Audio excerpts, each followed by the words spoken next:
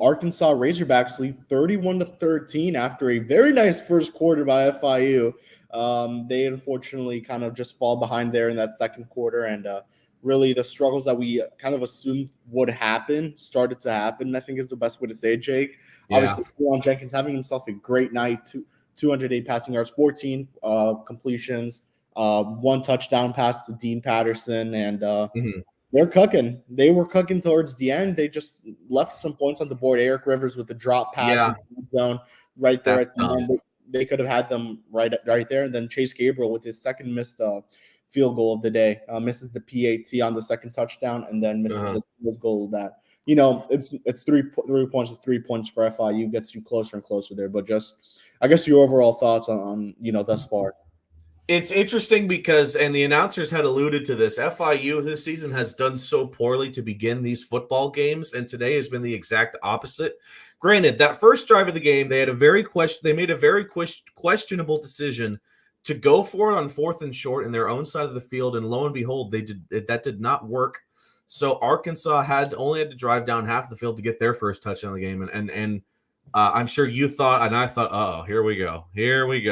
FIU is going to make the mistakes, and Arkansas is just going to capitalize all night. But actually, the Panthers played some of their best football early in this game. That 3-play drive right after, which included that 80-yard completion to Chris Mitchell, who absolutely put in the works. And then, by the way, that was an underrated 1-yard run by Jenkins into the end zone with that juke. And he, of course, made history. Now the all-time leader in rushing touchdowns in a single season. It now belongs to the man from Miami Central, Chris Mitchell. So congratulations to Chris. That's a really cool honor. To who? Or Chris Mitchell. I'm stupid. Damn, bro, you were in the cool Jenkins. Now, but you know what? Hey, Chris Mitchell is close to making history. On the topic of Mitchell, he is having a phenomenal game right now. Can we just say that there have been some amazing passes, and that one-handed snag with the pass interference by Chris Mitchell was insane. But let me get it right. Kewan Jenkins, now the all-time single season rushing touchdown leader for an FIU quarterback. Congratulations to Kewan Jenkins. That is an amazing stat, especially for being a true freshman. And so far, I think he's looked all right. So far, 14 for 21, 208 yards and a touchdown. He's averaging almost 10 yards a pass when he does throw, which is really good. But Chris Mitchell's numbers right now are actually crazy. Only 3 catches, but 131 yards. Like, damn, that's really good. And a lot of that goes towards just that first play, the 80-yard play that eventually set FIU up for that first touchdown of the night. And, man, and props to the offensive line. I'll give them props where credit is due because, man, they have played it very well. They played a pretty good game. And when their center went down, I was like, oh, boy, here comes another one. And I'm pretty sure they did. That's not even an actual center that was snapping the ball there for FIU. So, just only giving up 1 sack thus far. But as we know, Arkansas is a very good football team, and they're very good at running the ball. And without Raheem Sanders, who's out for tonight, they're at 148 rushing yards in just the first half of action. KJ Jefferson already broke the single season, has the most passing yards in school history, most touchdowns thrown in school history. It's crazy breaking not 1 but 2 career records for your university in the same night. He's playing great. So far, the defense is kind of struggling to maintain him, as kind of expected. As we predicted, this offense is high-powered, and FIU defense, as we said, they're coming off probably the worst performance against Middle Tennessee. But you sort of alluded to it, Kevin. It could be so much worse, right? It could be so much worse. At the end of the day, it's still somewhat manageable for FIU to come back in this game. And, of course, I don't want to allude to the fact that we think it's going to happen or not because, man, we just don't know the way this game is going. I will say, FIU's second touchdown, that drive might be one of the best-looking overall drives we have seen FIU have this entire season. It was a 9-play, 75-yard drive that lasted 4 minutes. It had not 1 but 2 chunk play catches by Rocky Beers. Unfortunately, Rocky Beers took a wild hit. He took it. That was a huge hit. That was a dangerous-looking hit. I think there was a roughing the passer penalty on that play, which is sort of unrelated. But, we hope Rocky's okay. Kev, did we see Rocky after that hit? I don't know if we really saw him on the field. I believe we did because Jackson McDonald is yet to play. And then shout out to Josiah Meehan. He has made some phenomenal blocks out there, giving FIU the opportunity to at least run the ball. That's been one of the big issues for this team, that they have not been able to run it. You know, you look at that first play of the game, I was like, oh boy, here we go. Dear. It was a Keyshawn Owens -7 yards back. Obviously, he's gained a couple of yards since then. That's why it's not -4, but still, it's just like, oh boy, here we go again. But thankfully, no, that hasn't been the case. Look at the rushing yards. But I don't mean to cut you off, Kevin, but I literally took a photo of when the announcers went over this. 148-23. I think it was like 130-17 at one point, and that's what they flashed on the screen. FIU's rushing attack has not done much. They've had to rely on the passing game, which has been refreshing because Jenkins has looked great so far. Now, I was very mad when this happened, and Kevin, you soothingly calmed me down by explaining the ruling from that fumble return for a touchdown. Easy too. Yeah. That sucked, man. I believe it was a third down, and Jenkins throws it over to Dean Patterson. Dean never had full control of the ball, just to be clear. Although his knee was down, it was ruled a fumble. Funny enough, on the if you look at the stat broadcast, it was ruled a fumble recovered by Arkansas. So that's how I tweeted it out.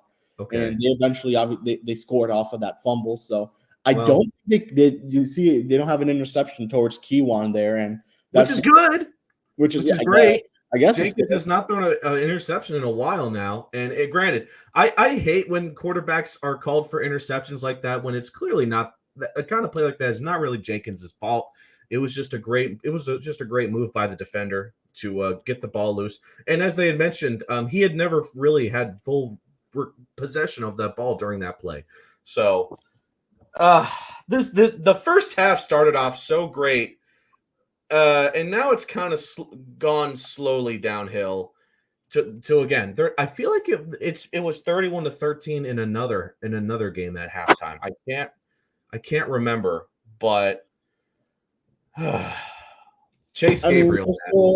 There's still 2 quarters to go. FIU still has a lot of time left. They've been able, they limited the run very well in that first quarter. I mean, you look at that first quarter, and that probably may have been the best brand of football FIU's played in a very long time. You might have to go as far back as maybe, I want to say the UConn game. That's as far back as you may have to go to see the last time FIU played their brand of football, a good brand of football.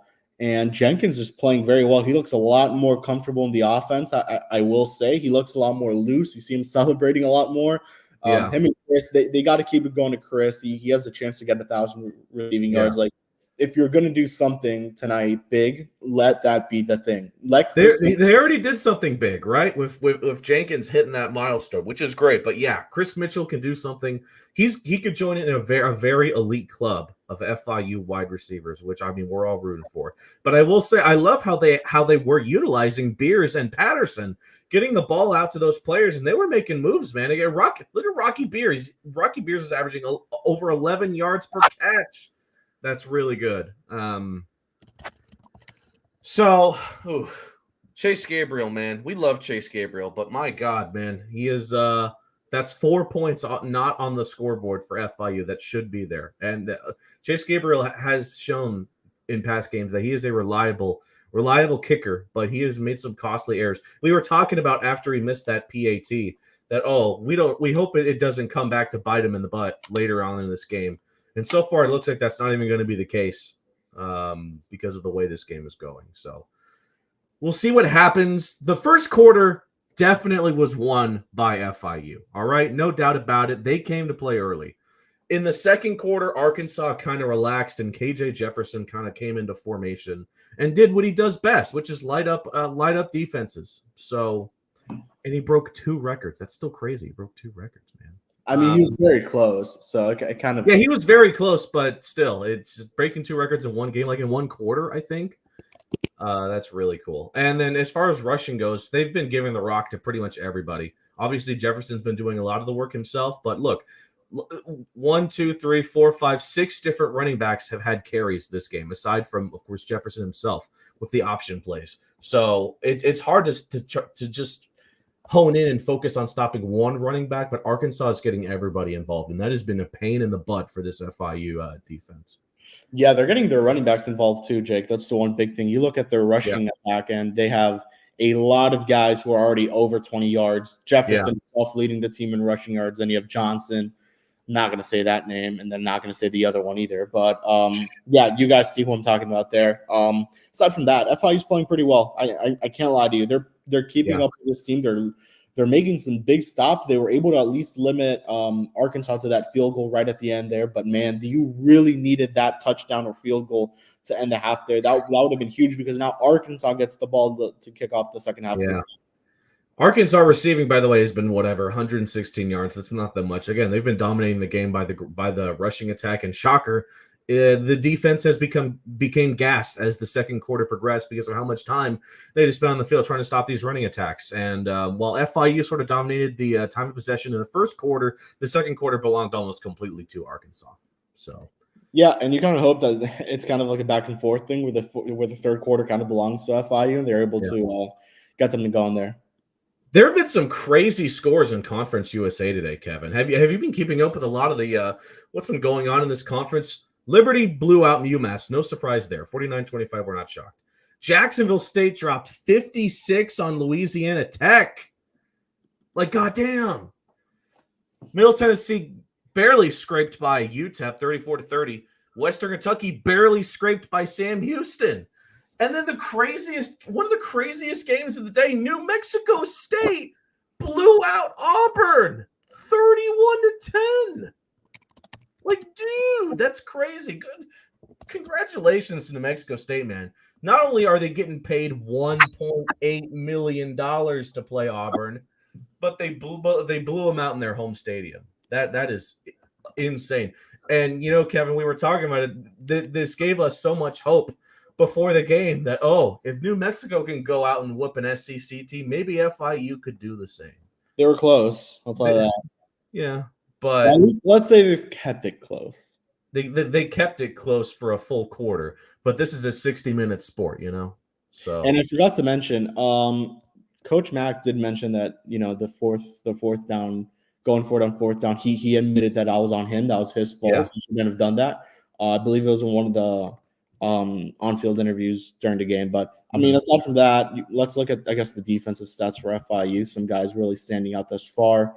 Donovan Manuel looking like himself, 7 total tackles, followed by Deverick Daniel and Reggie Peterson, both at 6. And then the only sack on the night actually does come from Reggie himself. So, yeah, can't complain. FIU's playing, for the most part, a pretty good brand of football, and you just got to keep going. Still waiting for that forced fumble by Manuel, though. Yeah, he has one more chance to get it. Yeah. Why didn't Johnny join us, Kevin? I thought he'd be super hyped about that first quarter. He still is. So maybe he'll join us for the post game if they win. He'll be like, put that FIU first quarter stat line on, make a statue out of that. Throw it into the media center, the stat line for the first quarter. Yeah. All right. You know what's scary, by the way? What's up? Well, you know what was scary? If Western Kentucky didn't beat Sam Houston today, they would have had 5 wins, meaning that they would have had to have beaten FIU next week to be bowl eligible. But now they are. So who knows? Maybe they'll call off. They're not going to call off the Dogs against FIU. But I don't know. They lost? What? Sam Houston won?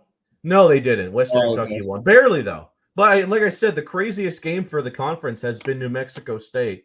Yeah, for sure. Obliterating Auburn. That was a hell of a performance. They ran up the score by there was 2 minutes to go. They could have just taken a knee and ended the game, but no. They rushed into the end zone, got one more score, and damn.